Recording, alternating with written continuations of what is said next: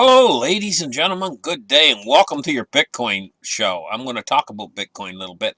Today is Thursday, the 18th of February, 2021. Glad to have you guys here. Now, I'm going to tell you guys what. I predicted this a long ways out.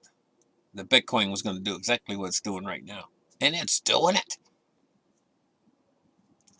But, there's a lot more to it. The corporations out there of the world, like Tesla. And, Tesla's just the first one to come on board with billions of dollars pouring into Bitcoin. But, that doesn't mean that Tesla's going to stop. And the reason why is, they might do it again. They might come in with another 1 point something billion or 2 billion even or whatever, Just Tesla alone. It's just the first of some of these corporations. It makes them money. Their corporation, if they're holding Bitcoin in reserve, what it does is it increases their valuations of the corporation. It's appreciative, very appreciative, and in excess of what they pay for the cryptocurrency. So we're apt to see an awful lot more corporations start to actually come on board, and very, very soon. And once the corporations all come on board, see, Bitcoin is rapidly becoming the biggest game in town. Yeah, it was equities, but it's switching to cryptocurrencies, and it's doing it very quickly. See, money's looking for a home, big money, right now within the system. And there's tremendous money being poured in. You hear about all these stimulus packages. Last year, 2.2 billion to kick it all off. Trillion. 2.2 trillion to kick it all off. You see what that did to equities, but right now, everybody knows that equities are getting kind of frothy. Meaning that they're reaching their peak of for right now, it might go up later when more stimulus starts to hit. But for right now, they're getting a little bit frothy. And people want to make yield. They want to make money. And cryptocurrencies, what they're doing is they're putting it into a bubble. Yes, I'll agree. They're bubbleizing it. Cryptocurrencies are becoming bubblicious. But this is a special circumstance. Normally when things go up into a bubble and it's a speculative bubble, generally bubbles pop. This is a special circumstance, though.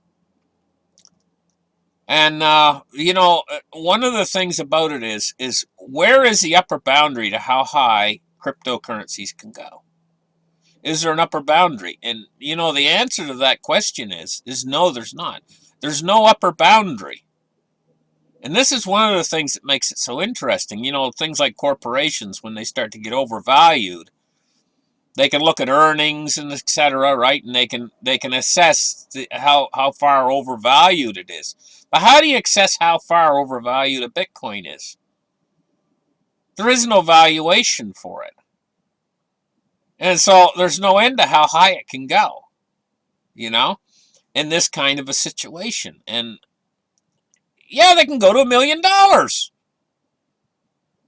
Quite seriously.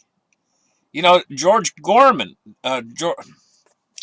George, I'm sorry I got his last name wrong, but he did a show last night. He was talking about this very subject, and I was watching his show, and I gotta give credit to him. He is very, very intelligent. How he figured that out. The corporations are really profiting off of right now purchasing Bitcoin, and we might see a massive corporate move.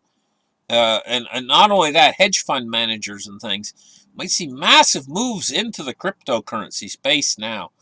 And as it moves up higher and higher, of course, it's going to attract more and more money into it. So where does all this money go when it goes into purchase Bitcoin? Bitcoin valuations go up. We know that. Well, basically what's happening is they're transferring the value of those dollars into cryptocurrency. The value that was held in the dollars. See, dollars have a certain value. And that value is what you can purchase with the dollar. Right? So when you transfer that value in the cryptocurrencies. The dollar still exists. Goes right through the Bitcoin it purchased. Makes its way back into the economy. So like what, that 1 point something billion that Tesla just invested in Bitcoin, where did that money go? He purchased the Bitcoins. Now other people are holding the dollars. He's holding the Bitcoins. The Bitcoin goes up in value. Now what about those dollars that the other people are holding that he sold they bought the Bitcoin off of? Well, more than likely that money that he used to purchase was sitting and not buying anything. It was not purchasing anything. It was waiting in an account. It's transferred out of that account into Bitcoin. Now it's in other people's accounts. What are they going to do with it?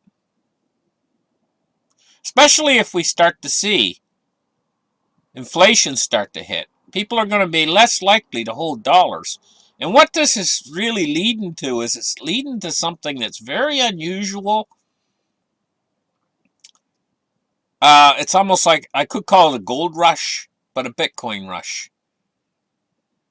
And this massive move, it could transpire rather quickly once it really gets underway, because ultimately when the corporations all start to buy in and they move the price up a lot higher, the next thing you know, and the dollar starts losing value, the central banks might actually start purchasing it at a certain point. Do not be surprised. But the corporations, they got first crack at it. And for those people out there who think that Bitcoin is going to go up to 1 million and then fall right back down to zero, don't hold your breath. Because, you know, a lot of people, average people out there that are holding Bitcoin, when the Bitcoin price starts to move, let's say, above $300,000, they're going to start selling back into the market. And they were hodlers. But now they're selling back in, they're taking profits off the table. So what happens then when that actually happens? Now we're just talking theoretically here. We're moving out till Bitcoin's at a $300,000 price range. But the hodlers might start to sell back into the market. And a lot of people say, well, the Bitcoin price is going to fall then, fall big time. Not necessarily, because the corporations, and possibly by that time even the government, might be all into purchasing Bitcoin. And they can snatch those Bitcoins up. So say you got a hodler. He waits until the Bitcoin price is 300,000. And then he starts to sell his Bitcoin. Where does those Bitcoin go? They could all be snatched up by the people who are printing the money in the first place. You know? Because they got unlimited pockets. There's no bottom to their pocket. They got more money, and they can just, if they need more, they can just print more. It's not a problem to them.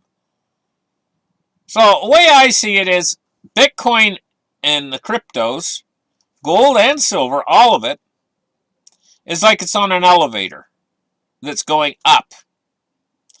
The dollar and the fiat currencies, they are on another elevator that's going down. You know? And, you know, it's going down to the basement. In fact, it's going below the basement floor. It's going to go to zero. So, you know, you guys got a limited amount of time. And yes, now I'm going to talk about this for a second before I quit talking. Bitcoin could go into a correction. A rather large correction, but it's done it before. And what does that mean? Okay, remember Bitcoin went up to $20,000? And then she fell all the way back down to, like, I think it was under 3,000 bucks. That's a big fall. And that's not the first time. It's done that like 5 or 6 times since Bitcoin was born. So the odds of it doing it again are very high, of it falling. Have we reached the peak right now at 50,000? Very possibly not. Might go up to 100. But eventually it's probably fall. Will it fall as far as it did when it fell from 20,000? My tendency is to think it won't. Because as Bitcoin is getting more and more valuable, it's also getting more and more stability. And so this is what we're looking at, guys. And ultimately, we're probably in for another fall, like I say, before we get to these high prices like 300,000, 500,000. But what a buying opportunity that'll be if Bitcoin were to fall from say it went up to 65,000 and it started to fall, and say it fell back to like 29,000 or something. You know, this is the thing about Bitcoin. When it sets new price ranges, people always accept whatever it is. Doesn't matter if it's 100,000, 300,000, a million, it doesn't matter. They always accept it immediately, but that's what a Bitcoin's worth. There's no end to how high it can go. So if it does fall off the next time from say it goes up 65,000 and it falls back down to like 29,000. There was a time when 29,000 would seem like a rather expensive Bitcoin. Now it might be the bargain of a lifetime, because after it goes from 29,000, then it might go along for a while again and then start to blow back up, and it might pass its old high of 65,000 and keep right on going past 100,000 to 200,000 and 300,000, whatever, on the next big boom. Goes through. This is a cycle that we see repeating over and over and over again, and somehow we can't get our heads around it. But, you know, the people that are able to get their heads around it, those are the people that are going to profit the best. Thank you guys for listening to my show. Like and subscribe. Give me a thumbs up. And we'll catch you guys in the next video. Bye-bye.